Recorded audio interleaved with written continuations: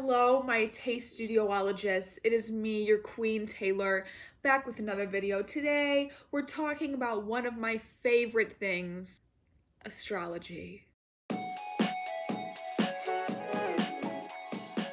I'll be like, oh, like that girl, she was a Scorpio with a Capricorn moon. And people are like, Taylor, how do you remember that? I don't know. It's something in my brain, and I just literally know everyone I've ever met, zodiac sign, and famous people. I actually have, this is really embarrassing. I have an Excel sheet with every single person I've ever met and famous people's sun and moon signs.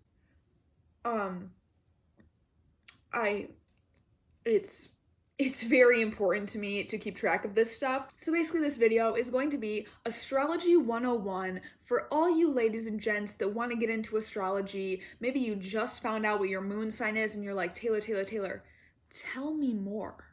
Tell me more. Well, girlies and guys, I got you. Let's take it way back, shall we? My obsession with astrology all started in the 8th grade when I had a crush on this boy and I had the old horoscope zodiac app. And he was a Taurus, which I don't know, Taurus is one of my least favorite signs. I'm a Libra, by the way, and I would check both of our horoscopes every single day. And that's when my obsession with astrology started. At that point in time, back in the 8th grade, all I knew was that I was a Libra and that meant that I was funny, gorgeous, and charming. But it wasn't until about my junior year of college, so actually, embarrassingly, quite recently, this was about 3 years ago, when I realized that, oh, you have a moon and a rising and a Venus and a Mercury and a Mars, and I was like, wow, that is why I am like this. So really self-actualizationing of me, but basically that's when it all started, and I became utterly obsessed. It's my entire existence. Every time I do something, I'm like, there's my Virgo Mars again, she's going off. I figured instead of just harboring all of this information internally inside of me, I would educate the masses. So this is gonna be a little brief overview, and you all know damn well I made a PowerPoint. And we're just gonna go through all the signs of the zodiac, the planets, the houses. And please, if you guys have any questions after this video, comment them down below and I will gladly make an entire other video dedicated to your question about astrology. So, feel free to leave those down below. But without further ado, ladies and gentlemen, please take out your birth charts as we experience this PowerPoint where we will dive in and learn all about what you are. First of all, keeping it real basic with you guys, we're gonna go through the 12 signs of the zodiac. If you didn't know, the zodiac starts off at Aries, which actually starts in March. Taurus, Gemini, Cancer, Leo, Virgo, Libra, Scorpio, I'm a Libra by the way, Scorpio, Sagittarius, Capricorn, Aquarius, and we end it all with Pisces. All of the signs are broken down into elements. So there are 4 elements: fire, earth, air, and water. There are 3 signs under each element. So our fire signs are going to be Aries, Leo, and Sagittarius. Our air signs are Gemini, Libra, and Aquarius. Our earth signs are Taurus, Virgo, and Capricorn. And our water signs are Cancer, Scorpio, and Pisces. Now, I know what you're all wondering watching this video. Taylor, am I compatible with my crush? Taylor, am I compatible with my mom? Am I compatible with my boyfriend? Am I compatible with my cousin? Here we go. Basic compatibility all starts with the elements. So generally, fire and air signs are compatible, and earth and water signs are compatible. Fire and water signs are not compatible, and air and earth signs are not compatible. Signs of the same element are generally compatible. Obviously, it depends on not just their sun sign, but their moon, Mercury, Venus, Mars, all the houses and everything like that. But generally, this is pretty accurate. This next slide is something a little bit more that I don't hear as many people talk about. However, I do believe it's very important. Each sign that is under the element is a different modality. So let's take fire signs for an example. We have Leo, Aries, and Sagittarius under our fire signs. One of those is cardinal, one of those is fixed, and one of those is mutable. So we have Aries, which is a fire cardinal, Leo, which is the fixed fire, and Sagittarius, which is the mutable fire. So each sign has its own unique combination of an element and a modality. This is how we differentiate. So Aries, Leo, and Sagittarius are all fire, but they're still all different forms of fire. One is fixed, one is mutable, one is cardinal. And that goes for all the elements, all the signs. So our cardinal signs are going to be the initiators. These signs fall at the beginning of each season. So Aries starts off the spring, Cancer starts off summer, Libra starts off fall, and Capricorn starts off the winter. I'm a Libra, so I'm a cardinal air sign. And these signs are very they'll have big ideas, but then they have trouble following through with it. So these people are very imaginative and creative, but kind of maybe lack a little bit of structure. Next is our fixed signs, which are the stabilizers. They're in the middle of the season. So we have Taurus, Leo, Scorpio, and Aquarius. And again, Taurus is earth, Leo is fire, Scorpio is water, and Aquarius is air. So we have each element under each modality. So these signs are going to be the ones that take those cardinal signs and they take the idea from the cardinal signs and they put it into work. They make it happen. They take action on it. So then we have the mutable signs, and these are the adapters. They fall at the end of each season, and these signs are more flexible and more relaxed and more chill with change.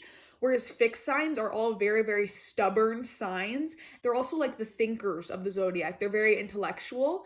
So that's a little bit about the modality. Next, we have the planets. And this is where you're going to want to bring up your birth chart, everyone. Your astrology is much more than just your sun sign. So your sun sign is basically the general zodiac sign that everyone talks about. Your birth chart also includes your sun sign, but also all the planets were also in a sign when you were born. So when you were born, say you were born May 2nd, the sun was in Taurus when you were born, but also on May 2nd, the moon was in a sign, Venus was in a sign, Mars was in a sign, Mercury was in a sign, etc., etc. And all of these planets combine all the signs that each planet was in when you were born, create your birth chart. Maybe your whole life you're a Leo, you were born August 10th, you're a Leo, but you're like, I really do not resonate with Leo at all. And then you open up your birth chart and you realize that you have a Virgo moon, a Virgo Mercury, and a Virgo Venus. And you're like, you know what? I resonate more with Virgo. And then you're like, oh, astrology is real. That kind of is what happened to me. I'm a Libra, but I have a Scorpio stellium. And I do resonate with Libra, but I can definitely see that Scorpio in myself in my chart. And I was like, oh, like this makes sense as to why I don't completely relate to Libra. Going through each planet, so you have your personal planets, your inner planets, and your outer planets. They get like less important. I don't want to say less important, but they get less important as you go down the list: personal, inner, and then outer. So starting off with your personal, the first one is your sun, which we probably all know our sun sign, which is your general zodiac sign, and this represents your general personality. You might also think maybe you were born August 6th and your friend was born August 18th. You're both Leos. However, your moon sign is different, your rising sign is different, your Mercury and your Venus are different, and you're like, whoa, we're both Leos, but we're nothing alike. Well, one of you has a Leo, Venus, and Mercury, and the other one of you has a Cancer, Venus, and Mercury. All those planets could be different. So maybe if you have a friend that's the same sign as you, but you don't get along at all, that's why. Your other planets are probably completely different. So next is the moon sign, and the moon actually changes signs every 2.5 days. So like I said, you might have been born on August 8th, but your friend was born on August 12th. And so you're a Leo with a Taurus moon, and they're a Leo with a Gemini moon. So you guys are going to be pretty different, even though you're both Leos. And you're like, how are we so different? We were born, 3 days apart. Well, you have completely different moon signs, and maybe some other signs are different, and your rising sign is different. So the sun rules your personality, and the moon rules your emotions. So your inner self, like kind of how you talk to yourself in your head, where your emotions are at. Are you really emotional? Are you not emotional at all? Are you very angry emotional? Are you very stubborn emotional? That's all determined by your moon sign. Next is your rising sign, which isn't actually like a planet, and it's basically where the sun was rising when you were born. And now this sign changes every hour to hour and a half. And this sign also determines your entire birth chart house placements. So whatever your rising sign is going to be your first house. We haven't talked about houses yet. I'll get into houses in the next slide, but your rising sign is super important because it determines your whole birth chart layout and all your house placements, but we'll get into that later. Next are your inner planets, which are your more important planets. And I don't want to say more important, but your more important planets in your chart, more noticeable in your personality. And this is because the outer planets don't change signs. Like Pluto doesn't change signs for like 13 years or something. So everyone born in that 13-year period has the same Pluto sign as you. Does that make sense? So as you get further out in the solar system, the planets take longer to switch signs. So your moon, since that's really close to Earth, it changes every 2.5 days. Mercury, that's a little bit further away from Earth, it changes, I'm not exactly sure, maybe like every 2 weeks the Mercury sign changes. But like Neptune, Uranus, Pluto, those take years to change signs. So they're more generational placements rather than personal placements. Okay, so let's get into the inner planets. These ones all change within the month or two-ish. So Mercury is the planet of communication. So this is how you communicate with people. Are you really shy? Are you really bubbly? Depends on your Mercury sign. You could be a Leo sun, which is normally very bubbly and outgoing, but then you have a Scorpio Mercury, which then makes you more reserved and more quiet. Next is Venus, and Venus is love, relationships. It could be, romantic relationships or friendship relationships. So whatever sign your Venus is in is kind of how you act in your relationships and in your love life. Next is Mars, and Mars rules sex and aggression. So whatever sign that is in is going to determine your aggression and your sex life and things that you like in that aspect. So as you can see, each part of your personality kind of comes from the different planets. And then getting into your outer planets, Jupiter is like my favorite planet. It's the planet of like good luck and fortune. So having a good Jupiter placement and like in your houses and in the sign and everything can kind of represent where you have good luck in life. And Saturn is the more malefic planet, or kind of like the bad luck planet, but really it rules like more structure. Like it rules the structure of your life. It's ruled by Capricorn, which if you know any Capricorns, they're very structured people. It also rules like discipline. So it's kind of like the more not fun planet compared to Jupiter. Next we have Uranus, which rules individualism and like humanitarianism, and it's kind of more zany and weird. Next is Neptune, which rules like dreams and spirituality. It's ruled by Pisces. So I don't know if I'm not going to go into this in this video, but each planet is ruled by a different sign, and each sign is vice versa ruled by a planet. Last planet is Pluto, and this rules like death, transformation. So it's a very, dark planet.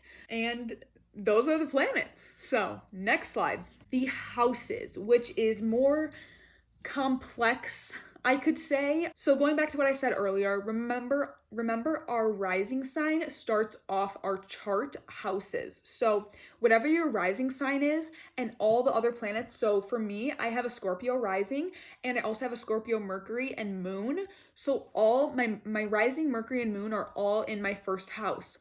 And then from there, it goes in order of how the signs go throughout the year. So remember that list where I said it starts at Aries and ends at Pisces. So since my first house starts at Scorpio, my second house is going to be Sagittarius, Capricorn, Aquarius, Pisces, Aries, all down the list in order. And then my last house is going to be Libra, because Libra comes before Scorpio. Like I said, it's very confusing. Each house represents something different. So each sign, each planet, and each house all represent something different. And when all three of those come together, it makes who you are. So say like Leo is super outgoing, entertaining, confident, and say your Mercury is in Leo. So like I said, Mercury is a planet of communication. So your Mercury being in Leo would make you very outgoing and entertaining and bubbly in your communication world. And then say that Leo Mercury, say it's in the 7th house of relationships. So you're very bubbly and outgoing and entertaining in communication in your relationships. And that's you. It's kind of like a 3-part like sentence to describe you, if that makes sense. Starting with the sign, the planet, and then the house. It's kind of like a sentence format that describes you, if that makes sense. That's how I like to explain it. Going down the houses, your first house is going to be your house of self. Basically whatever is in this house is going to be very, very prevalent and dominant in your personality. Next is the second house, which is the house of material possessions. And not to get too confusing on you guys, but like I said, how each sign is ruled by a planet and each planet is ruled by a sign, each house is also ruled by a sign. So your first house is ruled by Aries. It basically just goes in order of that list I showed you at the beginning, Aries all the way to Pisces. First house is Aries, 12th house is Pisces, so each house relates to the sign. So that first house of self relates to Aries. This second house of material possessions relates to Taurus. Your third house of communication relates to Gemini. But your fourth house is the house of family and like the home. It's ruled by Cancer. Fifth house is the house of entertainment and hobbies, which is ruled by Leo. Sixth house is the house of like routine and habits, ruled by Virgo. Seventh house is house of relationships and marriage, ruled by Libra. The eighth house, and each house also has a, like, whatever sign it's correlated to is like the element. So like the eighth house is ruled by Scorpio, so it's a water house because Scorpio is a water sign. So it all interconnects with each other. So eighth house is the house of sex, death, and transformation, ruled by Scorpio. The ninth house is like one of my favorite houses. It's ruled by Sagittarius, and it's the house of like higher education, travel, spirituality, wisdom. Love the ninth house. 10th house is your midheaven. So this means whatever sign is in your 10th house is going to be like your life destiny. It's like where you're headed in life, your life goal. So mine is in Leo, which makes a lot of sense. A lot of people always think that I'm a Leo. It might also be more prevalent in your personality, whatever sign falls in that house. People always think I'm a Leo. I do very Leo things a lot, so it makes sense that my midheaven is in Leo. It's kind of your house of public image, your career, and your ambitions in life. Next, we have the 11th house, which is ruled by Aquarius, and this is like the house of friendships, innovation. Aquarius loves like science and technology and like changing the world. And lastly is the 12th house, which is ruled by Pisces, and it is the house of karma and the subconscious mind. So it's a very deep house. Again, that's a water house. You got your fire houses, earth houses, air houses, water houses. So, and then this last slide, it makes it even more complicated, you guys. So your planet that's ruled by a sign that's in a house is also in an aspect with all the other planets and signs in your chart. So this gives you remember how I said that 3-part sentence? This adds a 4th part to the sentence. Aspects are, if you look at your birth chart, you can only see this if you're looking at your birth chart on a circle. So like the CoStar birth chart thing just isn't cutting it. I don't recommend CoStar, but you're gonna need your birth chart in the circle format to see this. And when you see it, you'll see a bunch of lines going across your birth chart, and those are the aspects. And these are really important because you might have a Leo sun in the house of Leo and you're like, what the heck? Like, I am not very entertaining or outgoing. There might be an aspect that is going against that Leo sun that is dumbing it down a little bit. So these aspects can enhance or dumb down your placements. It's not dumb down, that's the wrong word, but like it can either enhance them or kind of hide them in your chart. So when you're looking at that, there's 5 main different types of aspects. The first one is going to be a conjunction, and this is when 2 planets are in the same sign. Pretty easy. So like for me, my Mercury and my Moon are conjunct, so they're in the same sign. They're both in Scorpio. This type of aspect is one of those that like hides. So like I said, some enhance and some hide it. This one hides it, so it can kind of create a blind spot in your life since they're in the same sign. Next is an opposition, which makes sense. They're opposites. They're 6 signs apart. They're going to be opposing each other. And planets that are in opposition share the same modalities. Remember when we talked about those cardinal, fixed, mutable? These planets are going to share the same modality. So they're opposites, but they're going to be compatible elements and share the same modality. So a lot of times people get along really well with signs that they oppose because they're compatible elements and they're the same modality. This obviously is going to be a kind of a conflicting aspect, and it's like the planets are kind of in a tug of war, like fighting against each other. The next aspect is a square, which again is kind of a tense aspect to have in your chart, and this is going to be 3 signs apart. These aspects will cause tension in between those, whatever house or whatever planet it's in. It'll cause a little bit of tension, but it's a space in your life where you can like learn a lesson and like get over it. It's places of growth in our life. Next is a trine. Finally, our good old aspect that kind of enhances things in our life. A trine is going to be 4 signs apart, and these planets are supporting each other. They are friends. They're helping it out. So if you have a planet that's in trine with another planet, you're both just going to be lifting, both planets are going to be lifting each other up. So this is a good aspect to have in your chart.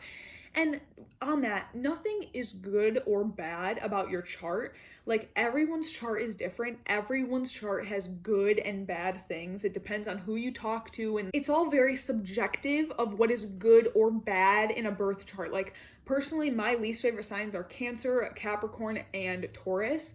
But to someone else, those might be their favorite signs and they might hate Libras. You know, it's all very subjective. So don't think like, oh my God, I have a bad chart. Like, I have 3 squares. I don't have any trines. Like, my chart is bad.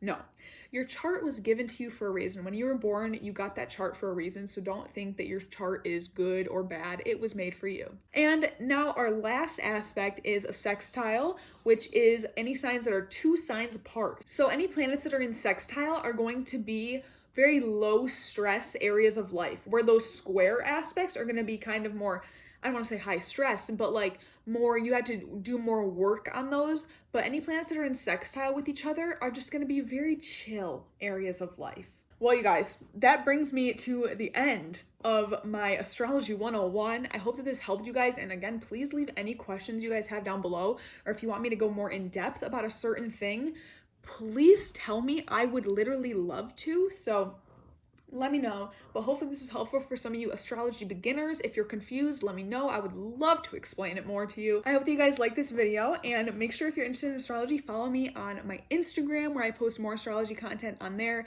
I post like about the new moon and the full moon and stuff like that on there. Also subscribe for more astrology content. And if you did like this video, make sure you give it a thumbs up for me. And that's it for you guys, my little taste studiologists. I will see you guys in my next video. You got it, girl, you got it.